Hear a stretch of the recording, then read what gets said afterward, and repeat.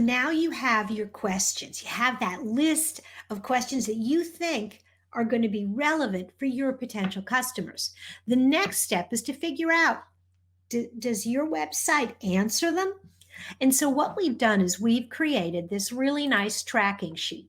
And this is where you're going to start. You're going to come back to this sheet over and over again. We're going to add columns as the course goes on. But for today, what I want you to do is divide your questions into the different categories. You can always add more rows as you add more questions. And then start with the key phrase. What is this question really about? So for example, what's the best floor for my kitchen? The key phrase is kitchen floor. Now what you want to do is you want to go to your website. In this case, we're going to a flooring company that we work with. Go to your website and type in that phrase, kitchen floor, and let's see what comes up. Well, we've got kitchen flooring, hardwood floor for kitchen, the best flooring types for kitchen, and then we start getting into unrelated topics. And so we have 3 pieces of content that talk about the kitchen floor. So we've actually kind of covered this topic off pretty well. What we want to do is the best match is this best flooring type for kitchens. So you want to copy that link.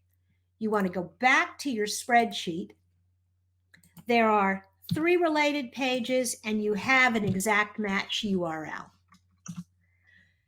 And so you want to do and repeat this process for each and every one of your questions.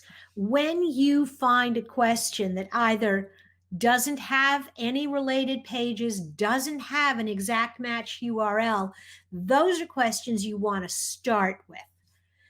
Questions that are answered, instead of creating new content, you're going to want to maybe go back to this particular page and enhance the content, because this is a great blog post, but it was written in 2012. And so Google may have forgotten about it.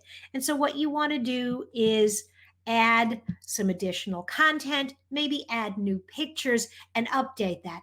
We'll talk more about that later. But for today, just find your questions and see if your website answers them.